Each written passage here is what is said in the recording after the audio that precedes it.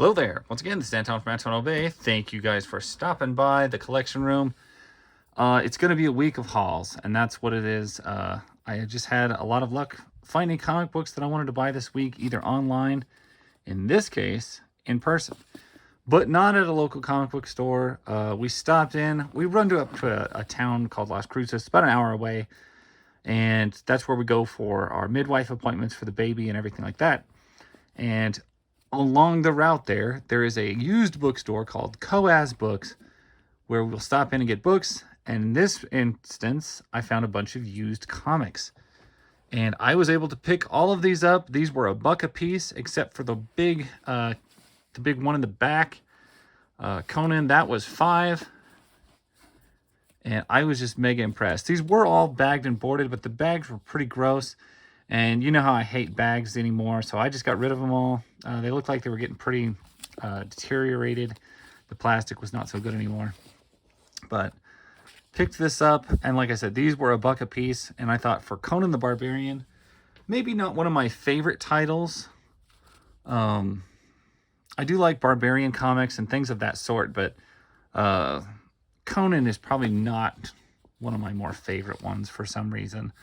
Just not a big fan of it as much as I am some of the others. That said, it has been a while since that opinion got laid or set. And, you know, I thought I would give some of these issues a chance, grab some of them because the covers did look really good. And these looked really refreshing and good.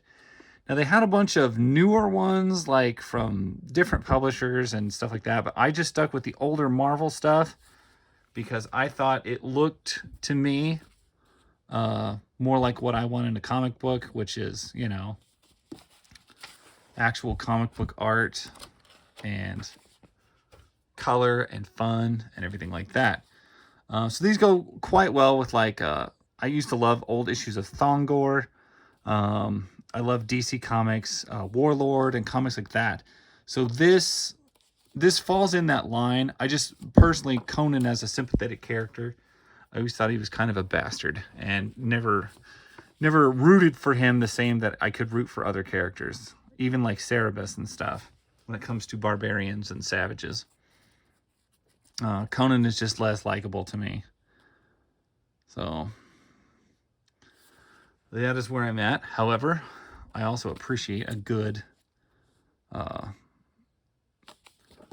barbarian story. I also was able to pick up a few issues of Arak the Barbarian this week, so I was pretty proud of that. Those will be coming up in a video shortly. This is a newer one, Death Covered in Gold, Part 1 of 3. This is a mini-series, but I just had to get it. It's from that era of Marvel, and then look at this weird I Love Lucy looking gal. This Pirates of Dark Water looking dude, all of it just looked really good to me. So, of course, I was going to pop on that.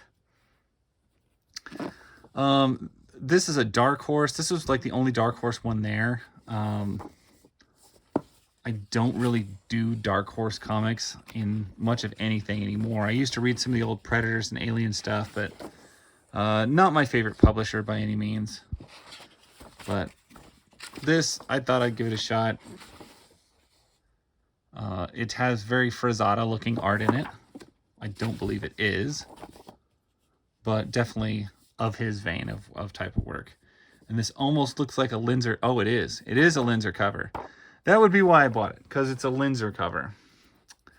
Also in their bins, I pulled out this Madman Comics number 6 because it has the big guy on it from Dark Horse. Of course, this is a Dark Horse Comics. And I do love about anything Michael Allred does. I don't have much Madman.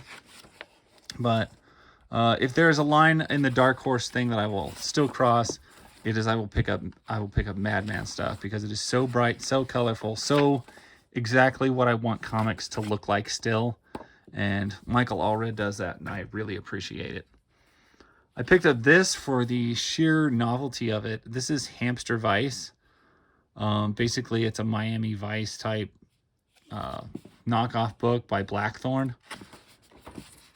That's all just hamsters and rodents doing different things. Kind of reminded me of the Kung Fu Kangaroos books and stuff like that, but for $1, yeah, I'll get that for $1. This I got because it just looks so odd. Recommended reading for adults and teens. This is called Chaos. Doctor, the babies are all missing. It's by Crusaders, the Crusaders. I'm not sure what Crusaders we're talking about. I kind of figured it was a religious-based comic book, and yeah, I'm looking at the back here. The following countries obtained from a price list: Christ the Way Publications, Evangelistic Literature Enterprise, Chick, Tractate Versand, NZ, Evangelistic Society, and is by, yeah, that was what I was looking for. It is by Chick Publications. I'll bring that up closer. So if you guys aren't familiar with Chick comics or Chick tracts, they were like these little religious tracts that were comic book form, that were just kind of designed to scare the hell out of you. And they are creepy and horrifying. But they were something I grew up with a lot. I don't necessarily agree with most of their doctrinal issues involved with the comics at all. But as far as interesting literature, something that is, the art is done really amazingly. Like, one guy does all the art for these things. The art is really good. The storytelling would remind you of an EC comic by just like how creepy it is. And then the same kind of like twisted EC comic style plot twists that, I mean, are, and they do not shy away from some of the horror. It is extremely horrific, some of it. I mean, yeah. So that's the only thing I can ever compare these to whenever it comes to Chick stuff, is I compare it to EC Comics with a very strange religious twist on it. And for that, of course, I'm going to pay $1 for that and grab that. And if you ever see a Chick tract, sometimes people leave them in bathrooms or stuff like that. Whether or not you're interested in any sort of faith or anything like that at all, I encourage you to grab that tract and read it just for the comic quality and marvel at what, like, how weird it is. It has a weird feel to it. Not gonna lie, I've read a bunch of them. They're just little bitty comic books. Anyway, enough with that. On to X-Mutants number 6. I'm sure I have it, but this issue where it's all faded out and tattered up and well worn and everything like that just looked beautiful to me. This looked like something that somebody has carried around and read extensively, and for that purpose alone, that made me want it, even though I already have this issue, because my issue is probably pretty clean. And you know, they talk about different antiques and things like that that have like some wear on it, and that makes you like them more. I have found that sometimes comic books have this effect on me as well, and a well-worn comic is sometimes more tantalizing to me as a reader and a collector than just a clean copy, because I think the worn copy has some story to it. You can see where somebody took this with them, loved it, cared for it, drug it around all the time, and that speaks to me. And that's why when I see like a really worn issue, sometimes I want to grab it just for that reason. As far as other comics that go lately, I have actually been picking up a lot of Aircel comics in eBay orders, but this is ones that I found in person. This is just Samurai. Of course, they put the sticker right on the cover. I don't care. But this is, at this time, they were making Elf Lord. Kind of creepy. Dragon Ring, which I've had a couple issues of. Samurai and Stark Future, which I don't have much of. Never encountered much of that. But Samurai, very similar artist. I think it's the same artist who did a lot of the Elf Lord and some of the other more weirder, racier Aircel comics with all the elf kids and everything like that. But they're odd. The art is odd. The way they carry on is odd. The presentation is bizarre in these books. Sometimes it's just what a strange way to draw things. Anyway, so of course I was excited about those, and at $1 a piece, I'm gonna grab those. Issue number 12 there. Issue number 4. Some of these were done by other people, and some of them were done by the same guy who did the Elf Quest books, and some of the other titles like Leather and Lace or Sapphire. Same artist and some of the same type of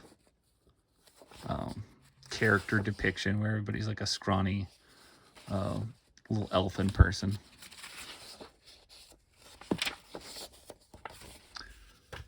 And then issue 6,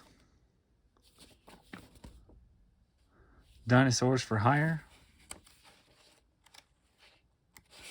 Yeah, this is definitely the same artist who did books like Sapphire and Leather and Lace. Creepy little elf, skinny people. And then we get to this. This is The Savage Sword of Conan the Barbarian. This is the magazine, issue number 104. And if you don't know, the difference between Marvel Comics and Marvel magazines were they couldn't have comics that were like gory or violent or more, racy or anything like that. But magazines were still fair game. So Marvel Comics would publish comic books in larger format as magazines, which would give them the opportunity to host much more adult-themed stories, more hard-edged, stuff like that. And that is where Conan thrived quite well. Of course, Conan was made into like a movie that was a hard R. But just holding the oversized books, you could tell they are magazine size. They're thicker. But they are essentially just a comic from Marvel that they wanted to put rougher, hard-edged stories in.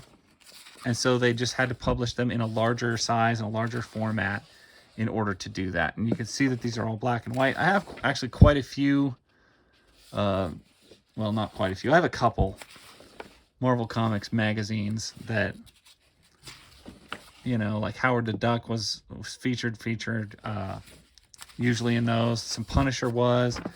It's the first appearance of New Mutants was in one of these larger issues like this.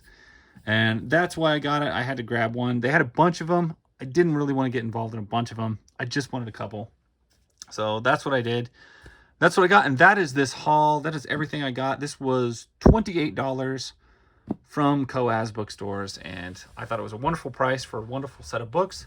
And I appreciate sharing them with you guys. And I will catch you later. That is my story. Hope you have a wonderful week. Bye.